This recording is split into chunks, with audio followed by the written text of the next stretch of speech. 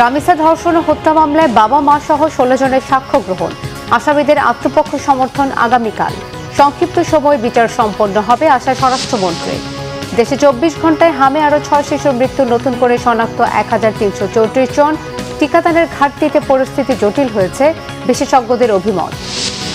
জানুয়ারিতে নাও হতে পারে, 1 মাস পেছাতে পারে আগামী বছরের এসএসসি পরীক্ষা, জানালেন শিক্ষামন্ত্রী। ভোলায় তোফায়েল আহমেদের জানাজা অনুষ্ঠিত, রাষ্ট্রীয় মর্যাদা প্রদর্শন, দাফন করা হয়েছে মায়ের কবরের পাশে।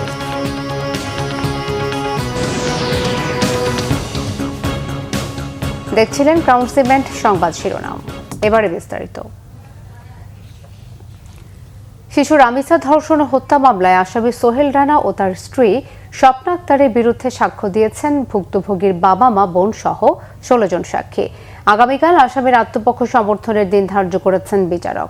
কান্নাজড়িত কণ্ঠে রামিসার বাবা যে কোনো ধর্ষণ মামলার বিচার কার্য 1 মাসের মধ্যে শেষ করতে আইন করার দাবি জানান। আসামিদের সর্বোচ্চ শাস্তির দাবি রাষ্ট্রপক্ষের। বিস্তারিত জানাচ্ছেন জিয়া খান। মঙ্গলবার সকাল 8টার দিকে কড়া পুলিশি পাহারায় প্রিজন ভ্যানে আদালতে আনা হয় রামিসা ধর্ষণ ও হত্যা মামলার আসামি স্বপ্না আক্তারকে। ঘণ্টাখানেক পর আনা হয় মামলার মূল আসামি স্বপ্নার স্বামী সোহেল রানাকে। 2 আসামিকে রাখা হয় আদালত গারদে। শিশু সহিংসতা দমন ট্রাইব্যুনালে আলোচিত মামলাটির সাক্ষ্য গ্রহণ শুরু হয় সকাল 10:30টার কিছুটা পর। আসামিদের উপস্থিতিতে বিচারকের সামনে প্রথম সাক্ষী হিসেবে সাক্ষ্য দেন মামলার বাদী এবং রামিসার বাবা। এরপর দ্বিতীয় সাক্ষী হিসেবে সাক্ষ্য দেওয়ার সময় কান্নায় ভেঙে পড়েন রামিসার মা। ঘটনার নৃশংসতা বর্ণনার সময় নীরব হয়ে যায় এজলাস কক্ষ। তৃতীয় সাক্ষী অপ্রাপ্তবয়স্ক হওয়ায় রামিসার বোনের ক্যামেরা ট্রায়ালে জবানবন্দি নেন বিচারক। এরপর একে একে প্রতিবেশী, তদন্তকারী কর্মকর্তা সহ 17 সাক্ষীর মধ্যে 16 জনের সাক্ষ্য নেন বিচারক। আজকে যে বিচার চলছে, এই বিচারের মাধ্যমে বা এই বিচারের পরবর্তীতে রায় এবং বিভিন্ন কিছুর মাধ্যমে আমরা মনে করি যে আমাদের দেশে নতুন একটি অধ্যায়ের সূচনা হবে। নিজের মেয়ের মতো ভুক্তভোগী অন্যদেরও বিচার চান রামিসার বাবা। কোনো বাবা মা যেন আমার মতো এই বাক্যটে এসে এসে দাঁড়াতে না হয়। আমি বাংলাদেশের সরকার, বিরোধী দল উভয়ের কাছে বিনীতভাবে অনুরোধ করব, আপনারা সংসদে এমন একটা আইন পাশ করুন যেটা যারা স্বীকারোক্তি দিবে, স্বীকারোক্তি দেওয়ার সাথে তার 1 মাসের ভিতরে সেই রায় হবে এবং সেটা কার্যকারিতা হবে। সাক্ষীর জবানবন্দিতে আসামিদের সর্বোচ্চ শাস্তি নিশ্চিতে কোনো বাধা থাকবে না বলে মনে করেন বিশেষ পিপি। সোহেল রানা এবং 2 নম্বর আসামি স্বপ্না খাতুনের বসবাস করা ফ্ল্যাটের তাদের শয়নকক্ষে এবং তাদের ব্যবহৃত বাথরুম এবং ফ্লোরে সমস্ত আলামত, ধর্ষণ এবং হত্যাকাণ্ড পরবর্তী যে আলামতগুলো সব পাওয়া গিয়েছে। সুতরাং তাদের এই দায় এখানে এই যে সার্কামস্টেন্সিয়াল এভিডেন্স বলে আরও একটি, সেই সার্কামস্টেন্সিয়াল এভিডেন্সের আলোকে দিবালোকের মতো প্রতিষ্ঠিত এবং প্রমাণিত। রাষ্ট্রের নিযুক্ত আসামিদের আইনজীবী আজকে তেমন কোনো মন্তব্য করতে চাননি। এগুলো সব আর্গুমেন্ট বা যুক্তিতর্কের স্টেজে আপনারা জানতে পারবেন। এই মুহূর্তে এগুলো বলার মতো অবস্থা নেই। মামলাটা এটা সাবজুডিস ম্যাটার, আদালতের বিচারাধীন বিষয় নিয়ে আমি আর এর বিষয়ে কোনো কথা বলতে চাচ্ছি না। এছাড়া আসামি সোহেল রানার উদ্ভট বক্তব্য প্রচার করে রামিসা হত্যা ও ধর্ষণের বিচারকে ভিন্ন খাতে নেয়ার চেষ্টা চলছে বলে আদালতে অভিযোগ করেন রাষ্ট্রপক্ষের আইনজীবী। জিয়া খান, বাংলাভিশন, ঢাকা। বাংলাদেশ ভারত সীমান্ত পুশব্যাকের বিরুদ্ধে সরকার। এ ব্যাপারে বিজেপি কঠোর অবস্থানে থাকবে বলে জানিয়েছেন স্বরাষ্ট্রমন্ত্রী সালাউদ্দিন আহমদ। সচিবালয়ে এক ব্রিফিংয়ে তিনি কথা জানান। এ সময় সাংবাদিকদের প্রশ্নের জবাবে স্বরাষ্ট্রমন্ত্রী বলেন, সংক্ষিপ্ত সময়ে শিশু রামিসা হত্যা মামলার বিচার প্রক্রিয়া শেষ করবে সরকার। মন্ত্রিসভা পরিবর্তনের বিষয়টি প্রধানমন্ত্রীর এখতিয়ার বলেও জানান স্বরাষ্ট্রমন্ত্রী। রিপোর্ট রিশান নাসরুল্লাহ। দেশের আইন শৃঙ্খলা পরিস্থিতি নিয়ে মঙ্গলবার সচিবালয়ে সাংবাদিকদের সাথে কথা বলেন স্বরাষ্ট্রমন্ত্রী সালাউদ্দিন আহমদ। মন্ত্রী বলেন, অনেকটা নিরাপদ পরিবেশে ঈদ উদযাপন করেছে দেশের মানুষ। তার সুফল আমরা পাচ্ছি জনগণ। সীমান্ত সমস্যা নিয়ে বিজিবি বিএসএফ বৈঠক প্রসঙ্গে বলেন, সব ঘটনাকে বর্ডার কিলিং বলার সুযোগ নেই। বর্ডার কিলিং হচ্ছে যদি অন্য দেশের বাহিনী কর্তৃক আমাদের সীমান্তে অথবা জিরো লাইনে এসে যদি কিলিং করে, সেটাকে আমরা বর্ডার কিলিং বলতে পারি। যদি আমাদের সীমানার অভ্যন্তরে এবং তাদের সীমানার অভ্যন্তরে কোনো রকমের কোনো অপরাধে জড়িত থাকে কেউ, ইললিগ্যাল ট্রেসপাস করে যায় কেউ, সেটা তারা কিভাবে অ্যাড্রেস করবে সেটা তাদের দেশীয় আইনে করবে। এটাকে বর্ডার কিলিং বলা ঠিক হবে না। বর্ডারে আমাদের বিজিবি অ্যালার্ট আছে, আমরা যে কোনো রকমের ইললিগ্যাল পুশ ইন বা পুশব্যাক এগুলোর বিপক্ষে। শিশু রামিসা হত্যাকাণ্ডের বিচার দ্রুত গতিতে এগিয়ে চলছে জানিয়ে সালাউদ্দিন আহমদ বলেন, সংক্ষিপ্ত সময়ে বিচার প্রক্রিয়া শেষ করা হবে। বিচার কার্য নিয়ে আমরা কোনো কথা বলতে চাই না, তবে যেহেতু সবার প্রত্যাশা যে একটু সংক্ষিপ্ত সময়ের মধ্যে বিচার কার্যটা শেষ হোক, আমরা সেটা করার ব্যবস্থা করছি। সাক্ষী শেষ হয়ে গেলে তারপরে আর কিছু আইনানুগ ব্যবস্থা আছে, যেমন আসামিকে সাক্ষ্য গ্রহণের পরে পড়ে শোনাতে হয় সে দোষী কি দোষী, এই সমস্ত বিষয় আছে। তারপরে আর্গুমেন্টের জন্য দিন রাখতে হয়, আর্গুমেন্টের পরে রায়ের জন্য দিন ধার্য হবে, এটা আদালতের বিষয়। তা আশা করছি সংক্ষিপ্ত সময়ের মধ্যে বিচার কার্যটা শেষ হবে। সাবেক মন্ত্রী তোফায়েল আহমদের জানাজা থেকে আটকের বিষয়ে সরকারের নির্দেশনা ছিল কিনা এমন প্রশ্নের জবাবে স্বরাষ্ট্রমন্ত্রী বলেন, আটক হওয়াদের বিরুদ্ধে আগেই মামলা থাকতে পারে। আমরা সেটা রিশান নাসরুল্লাহ, বাংলা ভিশন, ঢাকা। সাক্ষী শেষ হয়ে গেলে জামাত ইসলামের আমির ডাক্তার শফিকুর রহমান বলেছেন, দেশ ভালো নেই, সবকিছু মানুষের প্রত্যাশার বিপরীতে চলছে। সিলেট সদর উপজেলায় ধর্ষণ ও নির্মম হত্যাকাণ্ডের শিকার 4 বছরের বয়সী শিশু ফাহিমার স্বজনদের সাথে দেখা করেন জামাত আমির। এ সময় স্বজনদের সমবেদনা জানান তিনি। পরে সাংবাদিকদের সাথে কথা বলেন বিরোধী দলীয় নেতা। অভিযোগ করেন, সরকার অত্যন্ত তড়িঘড়ি করে জ্বালানি তেলের দাম বাড়িয়েছে। এর ফলে সাধারণ মানুষের ওপর সরাসরি করের বোঝা আরও বাড়বে, যা জনজীবনকে আরও বিপর্যস্ত করে তুলবে। দেশজুড়ে হাম ও রুবেলার প্রাদুর্ভাব এবং এতে শিশু মৃত্যুর ঘটনায় ক্ষোভ জানান ডাক্তার শফিকুর রহমান। দেশজুড়ে থামছে না, বাড়ছে হামের প্রকোপ। গত 24 ঘন্টায় সারা দেশে মৃত্যু হয়েছে আরও 6 শিশুর, আর নতুন ভর্তি হয়েছে 1334 জন। এদিকে বছরের শুরু থেকে রাজধানীর শিশু হাসপাতালে চিকিৎসা নিয়েছে প্রায় 1000 শিশু। বিশেষজ্ঞরা বলছেন, টিকাদানে ঘাটতি ও সচেতনতার অভাব পরিস্থিতিকে জটিল করে তুলছে। বিস্তারিত জানাচ্ছেন আসমা আক্তার নূপুর। 18 দিন বয়স থেকেই হামের সঙ্গে লড়ছে জুনায়েদ।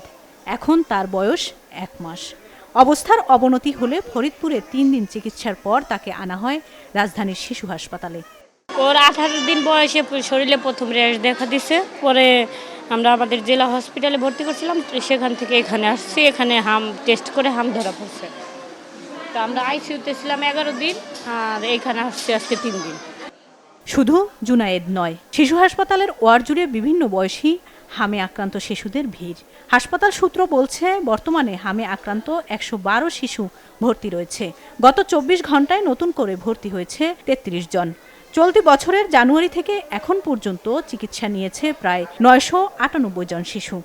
4 দিন জ্বর ছিল, জ্বর কমে না, পরে ঢাকায় নিয়ে আসছি। আসার পরে নিউমোনিয়া হয়েছে, নিউমোনিয়ার 1 দিন পরে আবার হাম উঠছে। ওর প্রথম জ্বর, তারপর কাশি হয়েছে, তারপর 2 দিনের দিন গায়ে লাল লাল এগুলো উঠতেছে। তারপর ডাক্তার বলছে আর কি ওর হাম হয়েছে, তারপর এখানে নিয়ে আসছে। পাতলা পায়খানা হয়েছিল, আবার ঠান্ডা, মানে কাশতে কাশতে বমি করতো, আবার এই শরীরে মধ্যে ওগুলো উঠছিল। পরে এক জায়গায় এসে ওষুধ পানি দেওয়া নিয়ে কিছুটা কমছে আর কি। চিকিৎসকরা বলছেন, হামের পাশাপাশি নিউমোনিয়া ও অন্যান্য জটিলতা নিয়ে আসা রোগীর সংখ্যাও বাড়ছে। আমরা আসলে মিজাজের সাথে কমপ্লিকেটেড পেশেন্টগুলো বেশি পাচ্ছি, বিশেষ করে নিউমোনিয়া, তারপর হচ্ছে ডায়রিয়া, যেগুলো সাথে কমপ্লিকেশন সহ পেশেন্ট। এবং ঈদের পর থেকে পেশেন্টের চাপ আরও বেড়ে গেছে। এখন ভবিষ্যতে আসলে সামনের 1-2 সপ্তাহ কী হবে জানি না, কারণ হিউজ অ্যামাউন্ট অফ মানুষ ঢাকার বাইরে গিয়েছেন, ওনারা আবার এসেছেন। স্প্রেড করার পসিবিলিটি আরও, মানে একটা স্কোপ কিন্তু এখানে জেগে গেছে। হাসপাতালটির পরিচালক জানান, দেশের প্রায় সব জেলা থেকেই রোগী আসছে শিশু হাসপাতালে। এতে চিকিৎসক ও স্বাস্থ্যকর্মীদের উপরও বাড়ছে অতিরিক্ত চাপ। হাম পরিস্থিতি যখন 0-র কাছাকাছি আসলেও আমাদের কাছে আসবে, কারণ ওই যে জটিল রোগীগুলি যারা পেরিফেরিতে পারে না, তারা আমাদের মুখের দিকে তাকিয়ে থাকে। কারণ এরকম একটা 760-70টা রোগী শিশুর বেডের হসপিটাল, যেখানে গবেষণা হয়, যেখানে টিচিং হয়, যেখানে স্পেশালাইজড ডিপার্টমেন্ট প্রতিটা আছে। বিশেষজ্ঞরা বলছেন হাম প্রতিরোধে সবচেয়ে কার্যকর উপায় হলো সময় মতো টিকা নিশ্চিত করা। পাশাপাশি আক্রান্ত শিশুকে দ্রুত চিকিৎসার আওতায় আনতে হবে। চিকিৎসকদের পরামর্শ আতঙ্ক নয়, সতর্কতাই পারে শিশুদের সুরক্ষিত রাখতে। আসমা আক্তার নূপুর, বাংলা ভিশন, ঢাকা। আগামী বাজেটে নিয়ন্ত্রণমুক্ত ব্যবসা বাণিজ্য ও অর্থনীতির প্রতিফলন ঘটবে বলে জানিয়েছেন অর্থ পরিকল্পনা মন্ত্রী আমির খসরু মাহমুদ চৌধুরী।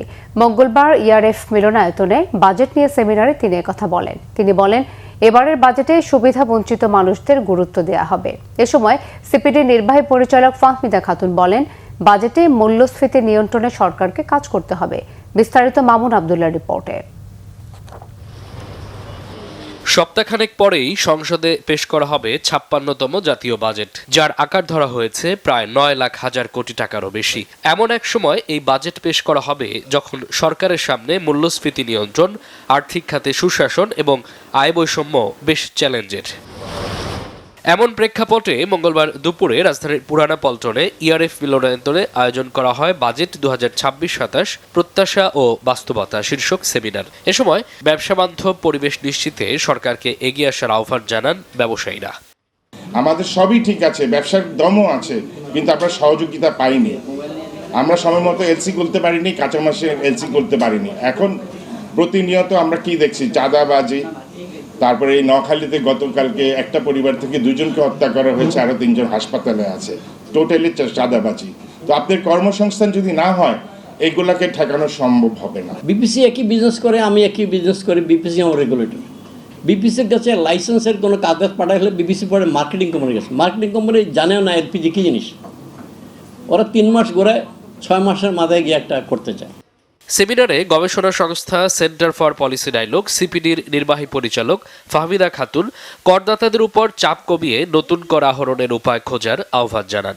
আগামী অর্থ বছরে 6.5% প্রবৃদ্ধির কথা বলছেন। 5% যদি হয়, 5% থেকে 6.5% করতে হলে এই যে প্রিকন্ডিশনগুলা, এই বিনিয়োগ বান্ধব পরিবেশ, জ্বালানি, সুশাসন, আইন শৃঙ্খলা পরিস্থিতি এবং ল অ্যান্ড অর্ডারের কথাও একজন বলে গেছেন পূর্ববর্তী বক্তা, এইগুলো যদি আমরা ফুলফিল না করতে পারি তাহলে এই লক্ষ্যমাত্রাটা আসলে পূরণ হবে না। এ সময় অর্থমন্ত্রী আমির খসরু মাহমুদ চৌধুরী বলেন, ব্যবসা বান্ধব পরিবেশ নিশ্চিতে নিয়ন্ত্রণ মুক্ত ব্যবসায়িক পরিবেশ গড়ে তোলা হবে। সরকারের দায়িত্ব হচ্ছে ফেসিলিটেট করে দেওয়া, কিন্তু আমাদের দেশের সরকার হচ্ছে বাধাগ্রস্ত করা হচ্ছে আমাদের কাজে। যে ওনারা একটু বললেন না, যত বেশি বাধাগ্রস্ত করা যায় ব্যবসা বাণিজ্য অ্যাক্টিভিটিসে, এইটাই মনে হয় নিয়ন্ত্রণটা হচ্ছে সরকার। আমরা সেখান থেকে বেরিয়ে আসতে চাই। এক কথায় বলছি, আমি যত পারমিশন যতগুলো আছে সবগুলো টাইম ফ্রেমের মধ্যে সিদ্ধান্ত দিতে হবে। This is our decision. এবারের বাজেটে সুবিধাবঞ্চিত মানুষদের গুরুত্ব দেওয়া হচ্ছে উল্লেখ করে মন্ত্রী জানান, ফ্যামিলি কার্ড দেওয়ার ক্ষেত্রে ব্যক্তি নির্বাচন প্রক্রিয়ায় কোনো রাজনৈতিক হস্তক্ষেপ করা হয়নি। মামুন আব্দুল্লাহ, বাংলা ভিশন, ঢাকা। অর্থনীতিবিদদের অভিমত, অর্থনীতির খুব খারাপ সময় দায়িত্ব পেয়েছে বিএনপি সরকার। এই খারাপ অর্থনীতির মধ্যে সরকার রাজস্ব বাড়াতে চায় প্রায় 2 লাখ কোটি টাকা, বৃদ্ধির হিসেবে 23%। অর্থনীতিবিদরা বলছেন, কৃষক কার্ড, সামাজিক নিরাপত্তা জোরদার, বিশাল জ্বালানি ভর্তুকির জন্য বড় রাজস্ব আদায়ের কোনো বিকল্প নেই। তবে এনবিআরের সক্ষমতা বৃদ্ধি ও রাজস্ব কর্মকর্তাদের মাইন্ডসেট পরিবর্তন না হলে কোনোভাবেই সেই লক্ষ্যের কাছাকাছিও যাওয়া সম্ভব হবে না। গোলাম মঈনুল আহসানের রিপোর্ট। দায়িত্ব গ্রহণের 5 মাসের মাথায় 2026-27 অর্থ বছরের বাজেট পেশ করতে যাচ্ছে বিএনপি সরকার। এদিকে এখনো বেশিরভাগ ব্যাংকের অবস্থা নাজুক, রয়েছে বৈদেশিক ঋণ পরিশোধের চাপ, পূর্বের শর্ত পূরণ না হয় দাতা সংস্থার কাছ থেকে বড় ঋণ প্রাপ্তির আশাও কম। তাই অভ্যন্তরীণ উৎস থেকে রাজস্ব আদায় বৃদ্ধি ছাড়া পথ খোলা নেই বলছেন অর্থনীতিবিদরা। সরকার এই মুহূর্তে এমন একটা চ্যালেঞ্জে রয়েছেন যেখানে বিদেশি উৎস থেকে বর্ধিত ঋণ পাওয়ার সম্ভাবনার তুলনামূলকভাবে কম, যেহেতু তার ব্যালেন্স অফ পেমেন্টস পজিশন তুলনামূলকভাবে অতটা ভালো না। আবার একই সাথে অভ্যন্তরীণ উৎস থেকে সরকার যদি ঋণ নেন, ব্যাংক ব্যবস্থা থেকে প্রচুর পরিমাণে ঋণ নেন, তাহলে ব্যক্তিখাত যে ব্যাংক থেকে ঋণ নেবেন সেই সুযোগটা তার অনেকটাই কমে আসে। তবে এটাও বাস্তবতা যে বাংলাদেশে যে পরিমাণ রাজস্ব জিডিপি অনুপাত, সেটা এশিয়ার ভিতরে সর্বনিম্ন, যেটা আমাদের মতো উন্নয়নশীল দেশের সাপেক্ষে মোটেই গ্রহণযোগ্য না। এবং আমাদের এখানে রাজস্ব বৃদ্ধির যথেষ্ট সুযোগ রয়েছে। ডেফিনেটলি টাফ হবে। এখন টাফ হলে যদি সেটা না পারে পুরোপুরি অর্জন করতে। কতটা পারবে না প্রশ্ন সেটা, যে হয়তো আমি 9,30,000 কোটি টাকার বাজেটের মধ্যে যে হাই টার্গেট থাকবে রেভিনিউর, সে জায়গায় আমরা পৌঁছতে পারলাম না। এখন কতটা ঘাটতি থাকবে এবং সেক্ষেত্রে আমাদের ঘাটতিটা অর্থায়ন কীভাবে হবে, সেটা হলো একটা গুরুত্বপূর্ণ বিষয়। বিদ্যমান এনবিআর কাঠামো দিয়ে রাজস্বের বড় জাম দেওয়া কঠিন বলে মনে করেন তিনি। রাতারাতি এনবিআর মানুষের যারা কালেক্ট করে তাদের যে স্বচ্ছতা, সেখানেও আমরা বদলা দিতে পারবো না। ফলে একটা বাজেটের পিরিয়ডে আমরা ধরে নেব যে এইগুলো একই রকম থাকবে, স্বচ্ছতা বলি, ঠিক আছে, বা তাদের যে ড্রাইভ সেগুলো একই রকম থাকবে। তো একই রকম থাকলে অর্থনৈতিক কর্মকাণ্ডের উপর নির্ভর করবে কতটা পারবে। প্লাস যারা কিনা ট্যাক্সের বাইরে আছে, হ্যাঁ, গ্রামে গঞ্জে আমরা যেটা প্রবৃদ্ধি কেন্দ্র বলি, গ্রোথ সেন্টার বলি, সেখানে কিন্তু 3 রাস্তা মোড়ে আপনি দেখবেন, হ্যাঁ, একটা দোকানের মধ্যে একজন দেখেছি মাসে হয়তো মানে 1-2 লাখ টাকা তারা তো টার্নওভার, এবং তাদের দেখা গেছে কি যে ইনকাম, হ্যাঁ, মান্থলি ইয়ারলি তাদের ট্যাক্স দেওয়ার কথা, এবং সেখানে কিন্তু অনেক জায়গায় ট্যাক্স যে দিতে হয় সে ধারণাটাই নাই। রাজস্ব বাড়াতে সম্পদ কর আরোপ সহ বেশ কিছু নতুন খাত তৈরি করতে চাইছে এনবিআর। যে সরকার নতুন ধরনের কিছু কিছু রাজস্ব আদায়ের উদ্যোগ নিচ্ছেন, কর আদায়ের উদ্যোগ নিচ্ছেন, উত্তরাধিকার কর, সম্পদ করের মতো বিষয়গুলো, এই ধারণাগুলো নতুন। তবে আমরা মনে করি যে গুরুত্ব দেওয়া উচিত আসলে গড়জালের বাইরে যারা রয়ে গিয়েছেন তাদেরকে নিয়ে আসা। সবসময় যেটা হয় যে রাজস্ব বোর্ডের একটা প্রবণতা থাকে যে সমস্ত উৎস থেকে সহজে আদায় করা যায়, যে সমস্ত জিনিসগুলো সহজে ট্রেস করা যায়, তাদেরকেই মূলত একটা টার্গেট করার একটা প্রবণতা থাকে। আসছে অর্থ বছরে ব্যক্তির করমুক্ত আয়ের সীমা 4 লাখ টাকা করার প্রস্তাব এরই মধ্যে অনুমোদন করেছেন প্রধানমন্ত্রী তারেক রহমান। গোলাম মনিরুল হাসান, বাংলা ভিশন, ঢাকা। 2026 সালে জানুয়ারিতে শুরু হতে যাওয়া এসএসসি পরীক্ষার সময়সূচিতে পরিবর্তন আসতে পারে বলে জানিয়েছেন শিক্ষামন্ত্রী এহসানুল হক মিলন। সচিবালয়ে প্রধানমন্ত্রী তারেক রহমানের সাথে শিক্ষা মন্ত্রণালয়ের সংশ্লিষ্টদের সৌজন্য সাক্ষাৎ শেষে তিনি একথা জানান। শিক্ষামন্ত্রী জানান, আগামী বছরের 7 জানুয়ারি এসএসসি পরীক্ষা শুরুর সিদ্ধান্ত নেওয়া হয়েছিল, কিন্তু রোজার কারণে 1 মাস পেছানো হতে পারে। তবে বিষয়টি এখনো চূড়ান্ত হয়নি। শিক্ষামন্ত্রী আরও জানান, প্রধানমন্ত্রীর সাথে সাক্ষাতে শিক্ষা খাতকে যুগোপযোগী করার নির্দেশ দিয়েছেন তারেক রহমান। আমরা চেয়েছিলাম যে ফেব্রুয়ারির শেষ দিকে কিছু করতে, কিন্তু ফেব্রুয়ারি তো রোজা, তো এই জন্য আমরা স্টেক হোল্ডারের সাথে কথা বলে তাদেরকে জানতে চাইলাম যে আমরা কি রোজার পরেই পরীক্ষাটা নেব না রোজার আগে নেব। তো স্টেক হোল্ডারও বললো রোজার আগেই শেষ করে দেন। সেই জন্য আমরা 7 জানুয়ারি শুরু করব এবং 8 ফেব্রুয়ারি আমরা শেষ করে দেবো। একটু লম্বা রুটিন দিয়েছি। উইদাউট সিলেবাস কাভার তো আপনি পরীক্ষা করতে পারছেন না। এসএসসি পরীক্ষা সিলেবাস কাভার হচ্ছে, এখন শুধু ওই রোজার কারণে 1 মাস এগিয়ে আসছে। ভোলায় দ্বিতীয় জানাজা শেষে অন্তিম শয়নে শায়িত হলেন 69-এর গণ আন্দোলনের অগ্রনায়ক, মুক্তিযুদ্ধের অন্যতম সংগঠক, সাবেক মন্ত্রী তোফায়েল আহমেদ। দুপুর 1টার দিকে প্রশাসনের কড়া নিরাপত্তার মধ্য দিয়ে ভোলায় হেলিকপ্টার যোগে তার লাশ পৌঁছেছে। ভোলা সরকারি স্কুল মাঠের দ্বিতীয় জানাজা নামাজে মানুষের ঢল নামে। দলমত নির্বিশেষে সর্বস্তরের মানুষ তোফায়েল আহমেদের নামাজে জানাজায় অংশ নেন। দুপুর 2টায় এই নামাজে জানাজা হয়। এর পূর্বে বীর মুক্তিযোদ্ধা তোফায়েল আহমেদকে রাষ্ট্রীয় মর্যাদায় গার্ড অফ অনার দেওয়া হয়। জানাজা শেষে মরহুমের মরদেহ সদর উপজেলার দক্ষিণ দিঘলদি ইউনিয়নের কোরালিয়া গ্রামে নিয়ে যাওয়া হয়। সেখানে পারিবারিক কবরস্থানে বাবা, মা এবং স্ত্রীর পাশে তাকে দাফন করা হয়।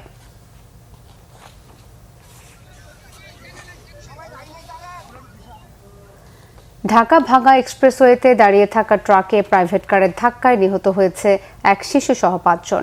নিহতদের মধ্যে 1 শিশু সহ 2 নারী এবং 2 পুরুষ রয়েছে। আহত হয়েছে আরও 2 জন। এদিকে চট্টগ্রামের কর্ণফুলীতে পিকআপের সাথে মোটরসাইকেলের সংঘর্ষে 1 জন নিহত ও 1 জন আহত হয়েছে। সড়ক দুর্ঘটনায় নওগাঁয় নিহত হয়েছে 1 জন। ঢাকা ভাঙ্গা হাইওয়ে এক্সপ্রেসওয়ের মালিগ্রাম আন্ডারপাসের কাছে ভোরে এই দুর্ঘটনা হয়। পুলিশ জানায়, ভাঙ্গা উপজেলার মালিগ্রাম এলাকায় দাঁড়িয়ে থাকা একটি গ্যাস সিলিন্ডার বোঝাই ট্রাকের পেছনে প্রাইভেট কারের ধাক্কায় ঘটনাস্থলে নিহত হয় 4 জন। এ সময় গুরুতর আহত 3 জনকে উদ্ধার করে ভাঙ্গা উপজেলা স্বাস্থ্য কমপ্লেক্সে নেওয়া হলে কর্তব্যরত চিকিৎসক 1 শিশুকে উন্নত চিকিৎসার জন্য ফরিদপুর মেডিকেল কলেজ হাসপাতালে পাঠায়। সেখানে জরুরি বিভাগে নিয়ে গেলে কর্তব্যরত চিকিৎসক তাকে মৃত ঘোষণা করেন। নিহত আহতদের বাড়ি যশোর জেলায়। এদিকে চট্টগ্রামের কর্ণফুলী নদী ব্রিজের প্রথম সিঁড়ি এলাকায় পিকআপ ও মোটরসাইকেলের সংঘর্ষে মোটরসাইকেল আরোহী বাবা ছেলে নিহত হয়েছে। নিহতরা হলেন কর্ণফুলী উপজেলার দৌলতপুর বহুমুখী উচ্চ বিদ্যালয়ের জীববিজ্ঞান বিভাগের শিক্ষক বিধান মল্লিক এবং তার বাবা দুর্গাপদ মল্লিক। তাদের গ্রামের বাড়ি আনোয়ারা উপজেলার চাতুরি ইউনিয়নের সিংহরা গ্রামে। সরকারের বেঁধে দেওয়া দামে চামড়া কিনে বিপাকে ক্ষুদ্র ও মৌসুমী ব্যবসায়ীরা।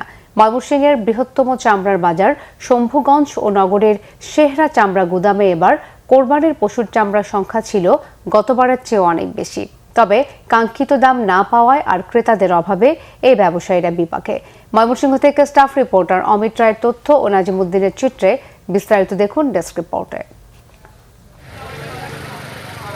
বৃহত্তর ময়মনসিংহের শেরপুর, জামালপুর, নেত্রকোনা, কিশোরগঞ্জ, টাঙ্গাইল এবং পার্শ্ববর্তী সুনামগঞ্জ জেলার বিভিন্ন এলাকা থেকে ক্ষুদ্র ও মৌসুমী ব্যবসায়ীরা গ্রাম ও শহর থেকে চামড়া কিনে বিক্রি করতে নিয়ে আসেন শম্ভুগঞ্জ বাজারে। চামড়া কিনতে রাজধানীর ব্যবসায়ী ও ট্যানারি মালিকরা ছুটে আসেন এই বাজারেই। প্রতি বছরই এই বাজারে বিপুল সংখ্যক চামড়া বেচা কেনা হয়, কিন্তু এবার চামড়া কেনা বেচায় ধস নেমেছে এখানে। লোকসানের মুখে পড়েছেন ক্ষুদ্র ও মৌসুমী ব্যবসায়ীরা। সেন্টিগ্রেড করে ট্যানারি মালিকরা চামড়া কিনে পরে আমগো সরকারের রেট পাই না। রেট দেয়, রেট মতো আমরা বিক্রি করতে পারি না। সব কিছু বেচে কিনে আমরা নিঃস্ব হয়ে গেছি গা। হ্যাঁ, কত হলো যে আমরা যে সঠিক রেটটা পাই সরকারের কাছে আমরা আবেদন জানাই। চামড়ার জিনিসপত্র ব্যবহার করি, যেমন ব্যাগ, জুতা, আরো বিভিন্ন আসবাবপত্র, ওগুলোর দাম কিন্তু ঠিকই বেশি, কিন্তু আমরা যখন চামড়া বিক্রি করতে যাই তখন আমাদের দাম সঠিক মূল্যটা আমরা পাই না। সরকারের বেঁধে দেয়া দামে চামড়া কিনলেও কাঙ্ক্ষিত মূল্যে চামড়া বিক্রি করতে না পারলে ব্যাপক লোকসানের আশঙ্কায় ব্যবসায়ীরা। আমরা যে দামে মাল কিনি সরকারের রেট অনুযায়ী মাল কেনার পর এর অর্ধেক দামও পাওয়া যায় না। সরকারের কাছে দাবি আমাদের যেন সরকার এই বিষয়টা খেয়াল করে। সরকারের রেট দিচ্ছে একটা, আমরা ট্যানারের মালিক বললে তারা বলে সরকারের কাছে বেচেন গিয়া, তারা সিন্ডিকেট হইয়া তারা দাম নেয়। একটাই দাবি যাতে সিন্ডিকেট ভাঙ্গিয়া সিন্ডিকেট মুক্ত করিয়া এই চামড়ার ব্যবসাটা যাতে আবার সচ্ছল হয়, ঠিক হয়। সম্ভাবনাময় চামড়া শিল্পকে বাঁচিয়ে রাখতে এবং ক্ষুদ্র ও মাঝারি ব্যবসায়ীদের টিকিয়ে রাখতে চামড়া বেচাকেনায় ব্যবসায়ীরা সরকারের আশু হস্তক্ষেপ চেয়েছেন। Bangla Vision News desk. দেশের বিভিন্ন জায়গার আরো কিছু খবর নিয়ে ডেস্ক রিপোর্ট। শহীদ রাষ্ট্রপতি জিয়াউর রহমানের ৪৫তম শাহাদাত বার্ষিকী উপলক্ষে ফরিদপুরে দোয়া ও গণভোজের আয়োজন করা হয়েছে। দুপুরে ফরিদপুর ৩ আসনের সংসদ সদস্য চৌধুরী নায়াব ইউসুফের আয়োজনে শহরের কমলাপুরে হালিমা গার্লস স্কুল মাঠে এই অনুষ্ঠানে বিপুল সংখ্যক মানুষ অংশ নেন। দোয়া মাহফিলের আগে সংক্ষিপ্ত বক্তৃতায় চৌধুরী নায়াব ইউসুফ শহীদ রাষ্ট্রপতি জিয়াউর রহমান সহ তার পরিবারের সদস্যদের জন্য দোয়া কামনা করেন। বিএনপির যুগ্ম মহাসচিব খায়রুল কবির খোকন বলেছেন, দেশে দুর্নীতি, সন্ত্রাস, নৈরাজ্য, চাঁদাবাজি, মাদক, ইফটিজিং ও কিশোর গ্যাং নির্মূলে বিএনপি কঠোর অবস্থান নেবে। এসব অপরাধে দলের কোনো নেতাকর্মী জড়িত থাকলেও তার বিরুদ্ধে ব্যবস্থা নেওয়া হবে বলে তিনি জানান। মঙ্গলবার দুপুরে নরসিংদী পৌর শহরের বীরপুর এলাকায় শহীদ রাষ্ট্রপতি জিয়াউর রহমানের ৪৫তম শাহাদাত বার্ষিকী উপলক্ষে আয়োজিত আলোচনা সভা, দোয়া মাহফিল ও গণভোজ অনুষ্ঠানে তিনি এসব কথা বলেন। সভা শেষে শহীদ প্রেসিডেন্ট জিয়াউর রহমানের রুহের মাগফিরাত কামনা করে বিশেষ দোয়া হয়। শহীদ রাষ্ট্রপতি জিয়াউর রহমানের ৪৫তম শাহাদাত বার্ষিকী উপলক্ষে দোয়া ও আলোচনা সভা হয়েছে সাভারে। সাভার সদর ইউনিয়ন বিএনপি আয়োজিত এই অনুষ্ঠানে প্রধান অতিথি ছিলেন সাভার থানা বিএনপির সাধারণ সম্পাদক গোলাম মোস্তফা। প্রধান বক্তা ছিলেন সাভার থানা যুবদলের সাবেক সাধারণ সম্পাদক শহীদুল ইসলাম। আলোচনা সভা শেষে দুস্থদের মাঝে তবারক বিতরণ করা হয়। বহুদলীয় গণতন্ত্রের প্রবক্তা শহীদ রাষ্ট্রপতি বীর উত্তম জিয়াউর রহমানের ৪৫তম শাহাদাত বার্ষিকী উপলক্ষে খুলনা মহানগর ছাত্রদলের আয়োজনে রক্তদান কর্মসূচি হয়েছে। খুলনা প্রেস ক্লাবে আয়োজিত কর্মসূচিতে উপস্থিত ছিলেন খুলনা মহানগর বিএনপির সভাপতি অ্যাডভোকেট শফিকুল আলম মনা, মহানগর বিএনপির সাংগঠনিক সম্পাদক শেখ সাদি সহ অনেকে। ইসলামী ব্যাংকের চেয়ারম্যান খুরশিদ আলমের নিয়োগ বাতিলের দাবিতে ও ঢাকায় নিরীহ গ্রাহকদের উপর হামলার প্রতিবাদে সচেতন গ্রাহক ফোরাম বগুড়া মানববন্ধন কর্মসূচি পালন করেছে।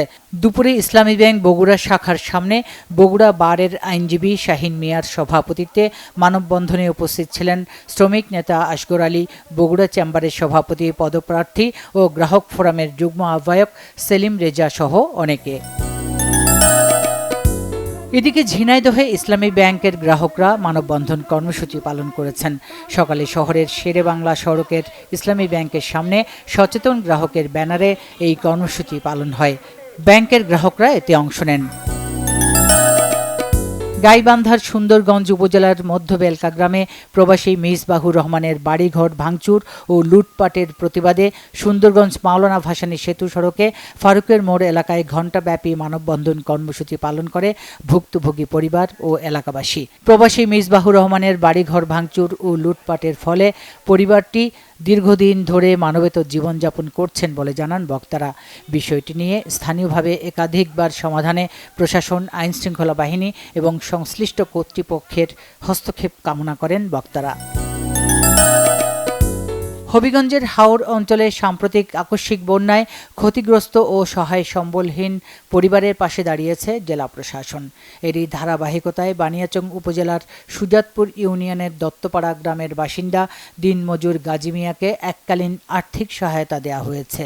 হবিগঞ্জের জেলা প্রশাসক ডক্টর GM সরফরাজ তাঁর কার্যালয়ে গাজী মিয়ার হাতে নগদ 1 লাখ টাকার এককালীন আর্থিক অনুদানের চেক তুলে দেন। Bangla Vision News desk.